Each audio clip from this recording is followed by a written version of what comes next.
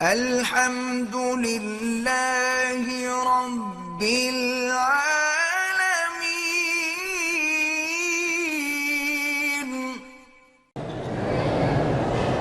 ہم جس مسجد میں تراویح پڑھتے ہیں وہاں 8 رکعت پڑھتے ہیں، 8 رکعت سے ادا نہیں ہوتی، باقی پھر آپ کو خود اکیلے پڑھنی پڑیں گی، یا اس مسجد میں جاؤ جہاں 20 ہوں۔ یہ محض ضد ہے، ورنہ جس بات پہ امت کا تواتر اور تعامل ہو جائے اس پر نہ کوئی سند کی ضرورت ہوتی۔ اب دیکھو سورج نکلا ہوا ہو تو اس میں سند کی ضرورت ہے کہ جی سورج نکلا ہے یا نہیں نکلا، نکلا ہوا ہے۔ اسی لیے ایک بہت بڑے عالم بھی تھے، بہت بڑے قاضی بھی تھے، عطیت اللہ، فوت ہو گئے رحمت اللہ علیہ، اور حرم مدینہ میں بھی ان کا درس ہوتا تھا مغرب سے عشاء تک۔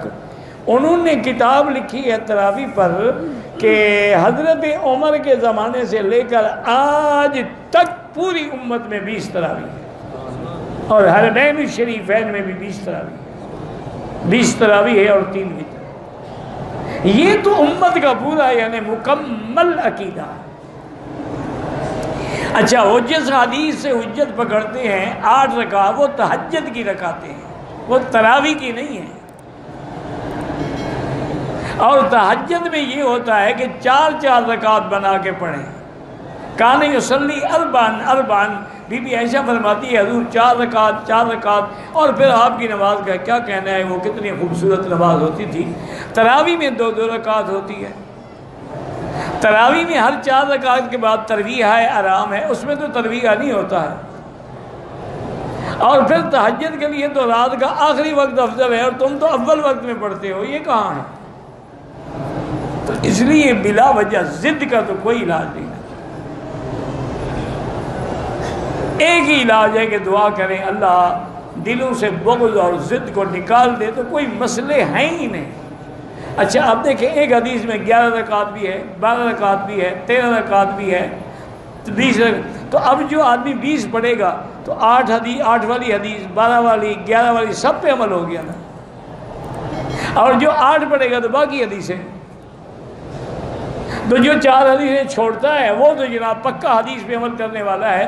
جو ایسا عمل کرتا ہے کہ ساری حدیثوں میں عمل جو کہہ دے نہیں جناب یہ دیکھو یہ تو انفی ہیں، اب اس کا تو علاج میرے پاس نہیں ہے، ماں سوا اس کے کہ دعا کی جائے۔ امام کر کے اس نے عمل کیا، لیکن آج بھی کہتا ہے کہ آج بھی بہت سارے لوگ ہیں جو 20 تراویحوں کا انکار کرتے ہیں۔ میرا بھائی دعا کرو اللہ تعالیٰ آپ سب کو ہدایت عطا فرمائے۔ اور جس دور سے اور جس وقت سے ہم گزر رہے ہیں نا، یہ وقت ایسا نہیں ہے کہ ہم فروعی مسائل میں اختلاف کریں، اصول میں اختلاف ہوتا ہی نہیں۔ اچھا فروع میں مجتہدین کے اندر اگر اختلاف ہے، سب موجود ہیں، سب کو اللہ اجر دیں گے، سب کا اللہ اجر قبول کریں گے، لیکن جمہور کا فتویٰ یہی ہے کہ 20 رکعت تراویح۔ حضور کے زمانے سے لے کر آج تک بھی حرمین الشریفین میں ہمیشہ 20 تراویح پڑھائی گئی، اس میں نہ کوئی شبہ ہے نہ اس میں کوئی انکار ہے۔ اس پہ الحمدللہ یہاں کے بڑے بڑے علماء نے باقاعدہ کتابیں لکھی ہیں جن نے ثابت کیا ہے کہ حرمین الشریفین میں کبھی 8 رکعتیں نہیں پڑھی۔ باقی جو پڑھتے ہیں ان پہ بھی اعتراض نہ کرو، اللہ تعالیٰ ان کے بھی قبول فرمائے۔ اصل وہی بات ہے کہ سمجھ کے اندر بعض اوقات ایک ہی لفظ ہوتا ہے لیکن سمجھ نہیں آتی، وہ بھی بیچارے یہ نہیں ہے نعوذ باللہ کوئی غلط کرے، لیکن ان کی سمجھ یہی ہے کہ بھی حدیث میں 8 رکعتیں۔ بعض اوقات یہ ہوتا ہے، دیکھو نا اصل وجہ یہ ہے کہ ٹھنڈے دل سے آپ دیکھیں کتاب الصلاۃ آپ کھولیں، تمام سنن ہیں، مصنفات ہیں، مسندات ہیں، مراسیل ہیں، سارے باب کو پڑھیں۔ یہ نہیں ہے کہ ایک حدیث پڑھ لی اور دوسری نہ پڑھی۔ جب تک سارے احادیث پر نظر نہیں ہوگی اس وقت تک آپ فیصلہ نہیں کر سکتے۔ اس مثلا امام ابو حنیفہ، امام شافعی، امام مالک، امام احمد حنبل رحمۃ اللہ علیہم ان کو ترجیح کیوں دیتے ہیں کہ ایک تو ان کا زمانہ حضور کے قریب ہے، دوسرا ان کی دیانت، امانت اور تقوی جو ہے وہ ضرب المثل ہے، اور تیسرا یہ ہے کہ جتنا وہ دین کو سمجھنے والے ہیں اتنے ہم نہیں ہیں۔ تو لہٰذا ہم نے ان کی بات کو، ان کے اقوال کو ترجیح دی ہے بجائے اس کے کہ ہم خود اپنی رائے پہ عمل کریں۔ اصل مسئلہ جو ہے نا جی وہ یہ ہے بڑا کہ لفظ تھا قیام اللیل،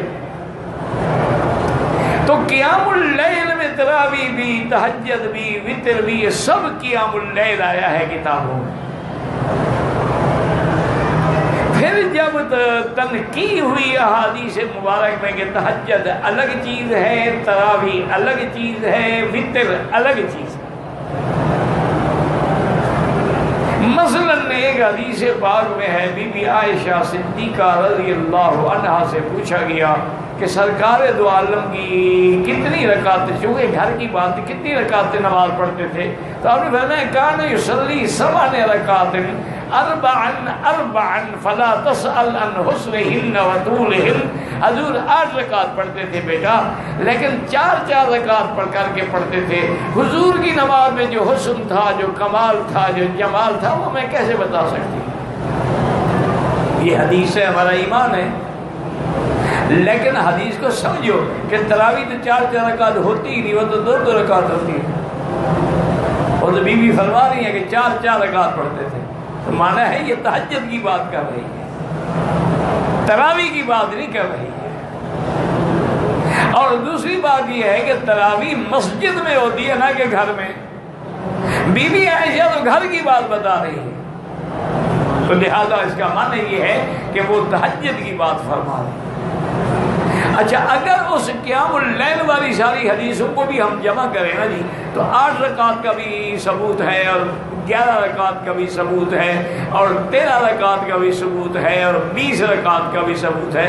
اب خدا کے لیے جھگڑے نہ کرو، ٹھنڈے دل سے سوچو، جس بندے نے 20 رکعت تراویح پڑھی تو ساری حدیثوں پہ عمل ہو گیا، 8 والی پر بھی، 11 والی پر بھی، 13 والی پر بھی، 20 والی پر بھی، اور جس نے 8 پڑھی باقی حدیثوں کو کیوں چھوڑ دیا؟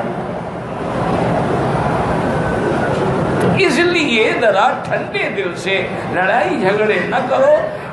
دشمن تو امت کو انہی باتوں پہ لڑانا چاہتا ہے کہ 1400 سال گزر گئے، دیکھو جی مسلمان ابھی تک تراویح پہ لڑ رہے ہیں، آمین پہ لڑ رہے ہیں۔ اور کچھ تو یہ کہتے ہیں کہ حضرت عمر اگر اللہ کے پیغمبر کے بعد آپ کے خلفائے راشدین بھی بدعت کرتے تھے تو پھر ہم آج بدعتیوں سے کیوں لڑتے ہیں؟ اللہ فرماتے ہیں کہ میرے خلفائے راشدین کا عمل اسی طرح سنت ہے جیسے میری سنت ہے، اس کو بدعت کیسے کہا جا سکتا ہے؟ علیکم سنتی و سنت الخلفاء الراشدین المہدیین تمسکوا بها وعضوا علیہا بالنواجذ۔ پہلے بات یہ تھی کہ تراویح تو موجود تھی، وہ بدعت ہو نہیں سکتی۔ بدعت وہ ہوتی ہے جس کی اصل نہ ہو، قرآن میں، حدیث میں، اجماع میں، کیا تراویح تو تھی لیکن سب قاری الگ الگ پڑھ رہے تھے۔ حضرت عمر نے اتنا کیا کہ ان کو ایک امام کے پیچھے کھڑا کر دیا کہ ایک ہی جماعت ہو اور ایک ہی جماعت میں اتفاق ہو، یہ نہ ہو کہ ٹکڑی ٹکڑی نظر نہ آئے ایک طرف، جیسے کہ قرآن تو موجود تھا لیکن جمع حضرت ابو بکر نے کرایا۔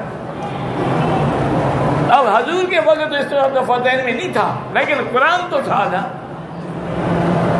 اس لیے اللہ سے دعا کریں، کچھ نوجوان بچے ہوتے ہیں اور جذبات میں آ کے پھر ایسی باتیں کہہ جاتے ہیں، اللہ معاف کرے، اللہ معاف کرے۔ جو کسی عام عالم کے بارے میں بھی کہنے سے ڈر لگتا ہے چل جائے کہ صحابہ پر آپ بھی اعتراض کریں، اور خاص طور پہ حضرت عمر پر یا حضرت عثمان پر۔